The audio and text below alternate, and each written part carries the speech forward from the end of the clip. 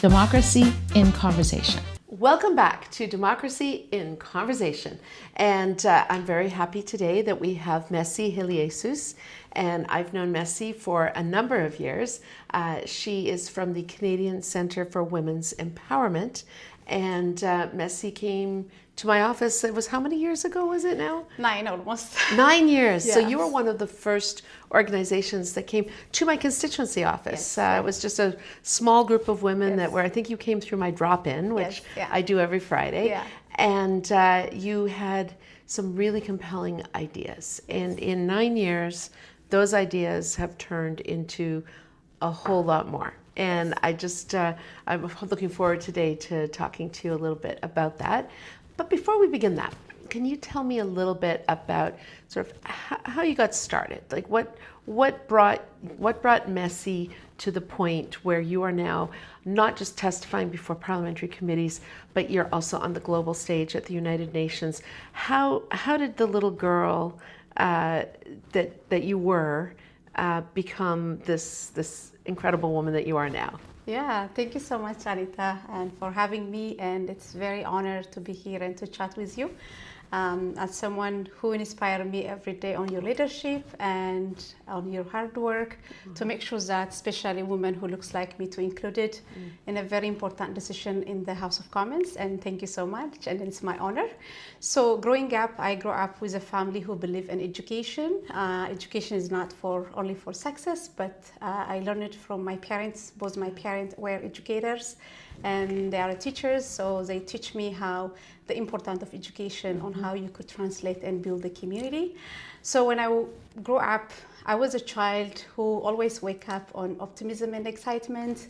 Good. So through that journey, I chose to study midwifery. That was my first job. So I had a chance to work with thousands of women, across the world and helping women on their childbirth journey. And where was this? It was 20 years ago. Okay. Yeah. Okay. So that journey, it really helps me to understand, the barriers women who experience, whether you live in developing nations, even here in Canada, I've seen that. There's a number of barriers for women: access to healthcare, access to justice, access to also resources, and education was very important for me. So I saw that there is also a wisdoms and amazing resilience for those women through that journey. And I have seen also a lot of women, they don't have the right to talk about even their reproductive health rights during that time. Yeah. So I became a mom, so being a mother also another experience. Oh, yes. And then also as a parent, as a mom, and also I experienced also the barrier to experience my motherhood, which include gender-based violence. So that journey, it really helped me to shape the person who I am. So I moved in Canada, I believe 15, 16 years ago. Yeah. So yeah, I used to live in Edmonton, and my job was basically to also support, the public health system and making sure that as well vulnerable population is included in infectious prevention work with Alberta government. But in the meantime as well, women are also excluded in many policy decisions, and economic issues also another barrier. So those journey and also my lived experience, I was also entrepreneurs. I used to work also in a number of international organizations, including United Nations back in the days. So all those journeys helps me to navigate, and especially my lived experience helps me to understand the system and what are the gaps and the barrier. I think that was the foundation, and that was the person who makes me today. So through a lot of the work that, as a midwife, obviously you're working with women, and then through your own difficult experiences that you had, it made you realize that there is a gap in how we think about gender-based violence. There is a piece missing. What is that piece? So what I found is, I know many organizations is working tirelessly to address gender-based violence, not only in Canada, globally, and also, as you know, Canada is one of the G7 countries, first time to demonstrate the feminist international policy, even as a G7 country. But one of the missing parts was this economic violence has never been mentioned, never been discussed, never been even documented, which was a critical barrier for women to live a peaceful relationship. So when I leave my marriage, I didn't know that even it was economic violence I experienced. So one of my experience was I was rejected by the financial institutions. by the justice system, by the telecom companies, by the energy sectors because of my credit is screwed up. Even housing it's a big challenge. And also I was entrepreneur. I lost my business as well at that time. So it's really very hard for me to showcase this is a violence for the financial institution. And I have seen thousands of women, they experience, but they don't talk about it because of number of reasons. And financial matter is a very private matter, as you know. And this form of violence is also a very taboo subject in many, multicultural communities, especially. I came from Ethiopia. It's a very cultured and communal community. So there is a huge stigma among that. So these are the experience. It really helps for me to understand. And then, we approach you and first time, and you're the first member of parliament to take this issue on the national agenda. We're very happy for that.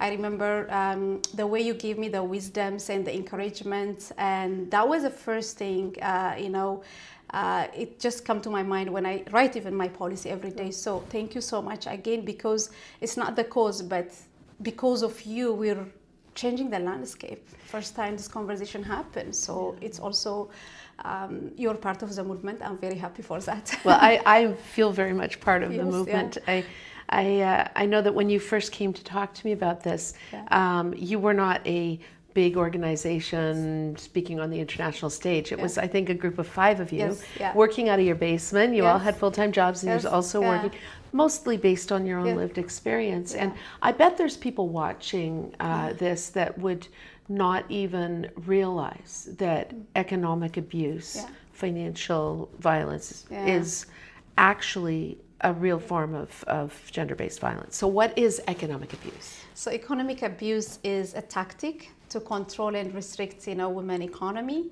which includes finance, transportation, access to medical services, access to employment. And this tactic is the most unrecorded and underreported form of violence. And it takes women more than 25 years of her entire life. Because it doesn't rely on physical proximities. Usually, like after women, they live a abusive relationship, it stays forever, because some women, they have to go through bankruptcy. Some women also, they have to go through a lot of systemic rejection. So to rebuild, it takes so long. And also it's very hard for a woman to showcase this is an abuse because of number of reasons. And it impacts 96% of women who experience gender-based violence in Canada.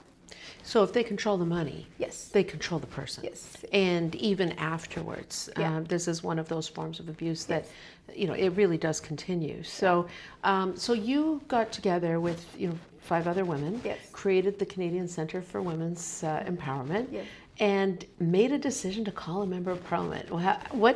So what were you thinking at that point, and what did you think was going to come of it?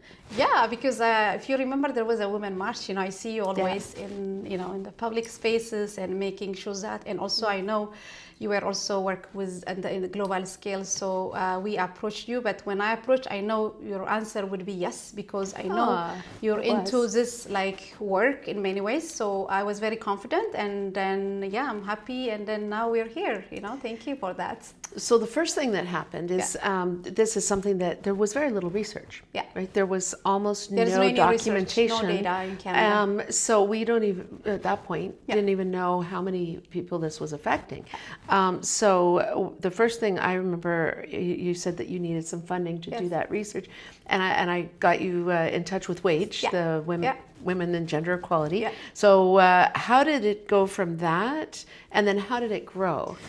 So thank you so much again for your support, not only with WAGE, even with Service Canada. If you remember, you helped us a lot to mobilize our resources.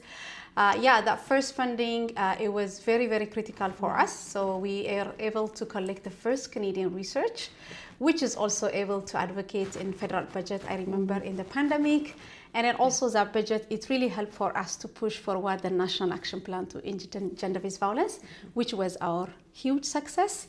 And now economic abuse is exclusively mentioned in the federal budget on page 240. I know the page number. The page number. Yes, that's amazing. And then just also that's a huge help. And then also it helps us to build our National Task Force for Women Economic Justice.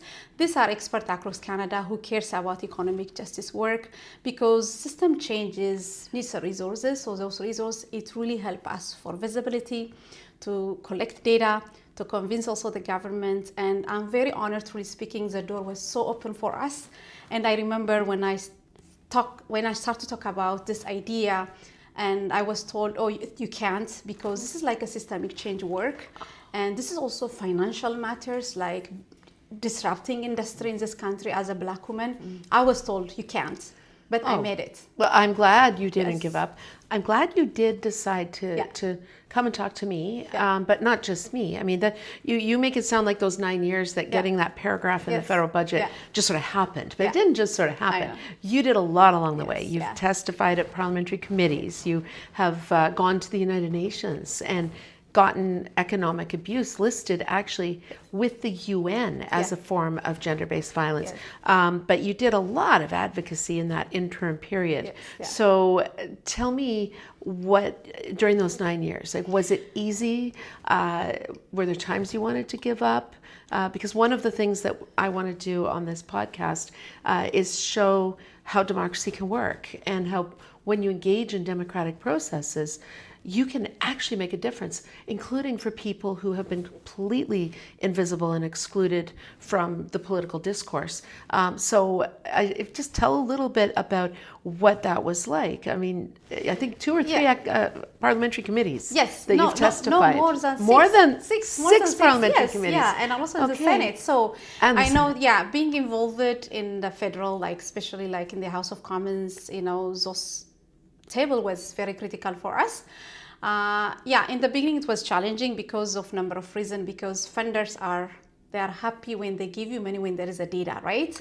So storytelling is not enough to convince funders, but we're able to get that small grant, and that really helped us to push also as a government department.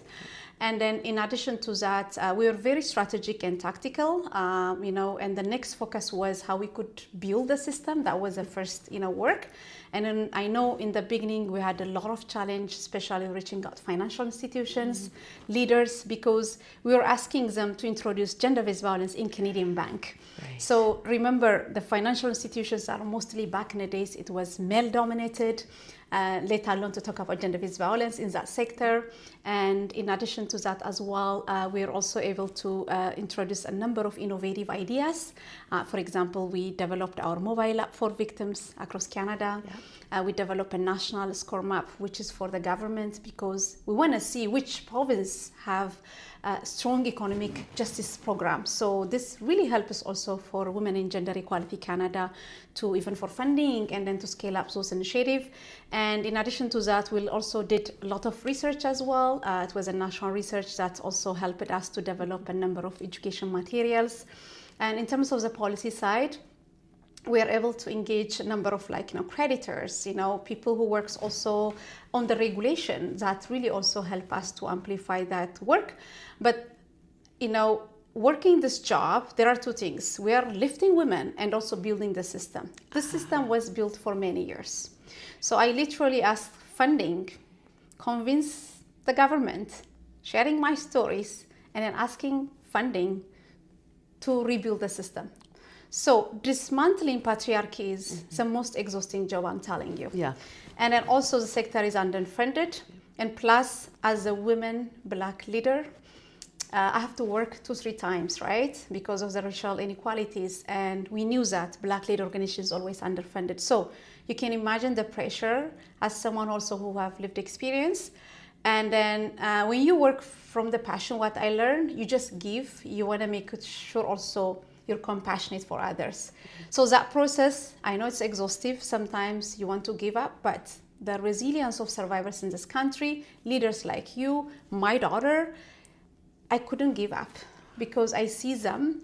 And I'm also happy by the response by the government. When we ask, every door was open for us. And it was not uneasy because I have colleagues who have the same project in Australia and the UK. Oh. Yes, that's why we build international organizations. Great. So their journey and my journey is very different. As a Black woman, I'm so privileged, I'm telling you, and then I'm so happy where we are at this point. Well, what was it like when you opened that budget booklet and you saw, what page was it? Page 214? You have an entire paragraph, the words, I know. women economic abuse appeared in the federal budget after all those years of advocacy, after the passion that you talk about.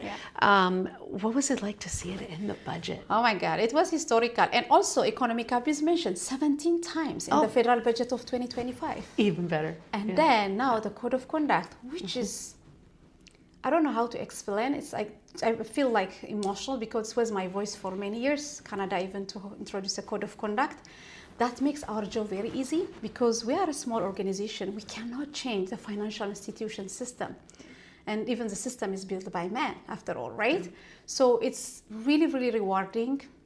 And it's also a reminder for us to move forward. And also, it's all about changes possible in this country. So that's what I feel. And thank you so much for that. And systemic change. I mean, there are people out there who want, when you see the problems in the systems themselves, when you need to transform the very way that things are done, and even making something visible that wasn't even considered a thing, like economic abuse. And you've done it. You've done it in 9 years. And I just want to, again, this is not something easy to do. You mentioned some of the other countries. What's happening in some the of other countries, even like the founders, they came out from either research institute or from the banking sectors. So for them, it was very easy to build, to get funding. Even some of the organization was directly funded by the bank. But here in Canada, number one, I'm a Black woman, someone who have lived experience.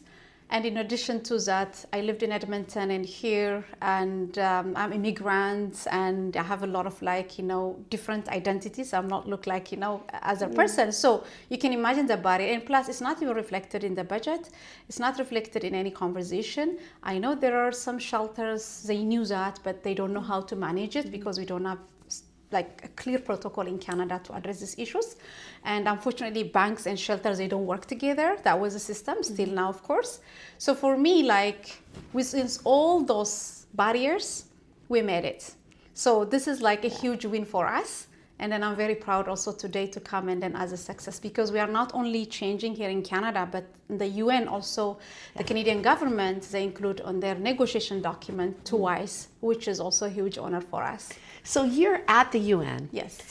And starting in your basement, coming to talk to an MP. And now you're at the UN, and the international community names economic abuse, and you were the one that did that. How would...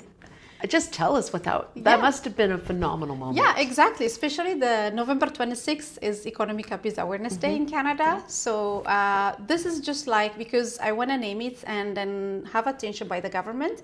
And then we're glad, and then you'll help us also to table our petition in the House of Commons.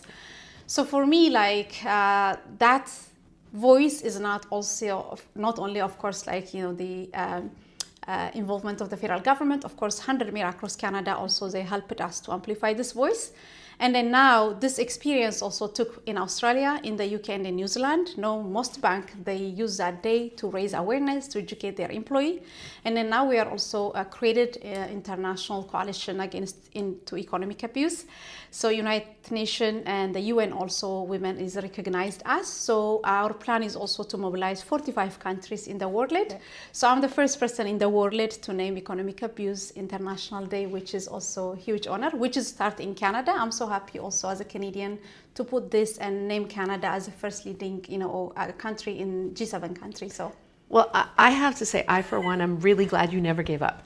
I am really glad. I mean, because we need your voice. And I'm so happy that you did engage politically, that you got involved through Parliament. Like you said, petitions, committees, meetings with MPs. And it must feel like you've come full circle. I mean, here's the young woman from Ethiopia, midwife, seeing these barriers for women, and now literally leading on the global stage for change in 45 countries around the world. What would you say to somebody who's watching right now who's saying, I really want to make a difference. There's people out there, there's a problem that no one even sees yet that is a problem, and they want to have that recognized. They want to make a difference in the world, but don't know how. What would you say to them? Yeah, so the first advice is always listen your heart and surround yourself with the good people who believe on you, and then don't give up, and change is possible. That's my, 2 cents. Don't give up. Yes, And yeah. I'm hearing that on this podcast a lot. Yeah. Don't give up. Yes. And so after all of this, what does democracy mean to you? Yeah, so democracy meant for me is all about economic freedom. So it's a freedom for a woman to access her economic resources. We encourage women to participate in politics and decision making and leadership, right? Imagine if your finance is controlled by someone else.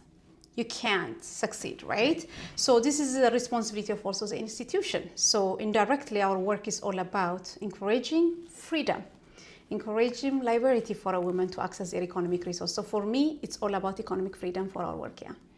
And the work you've done has made a big difference for so many women. You are absolutely inspirational. I am glad, for one, that you decided to knock on my door as a member of parliament.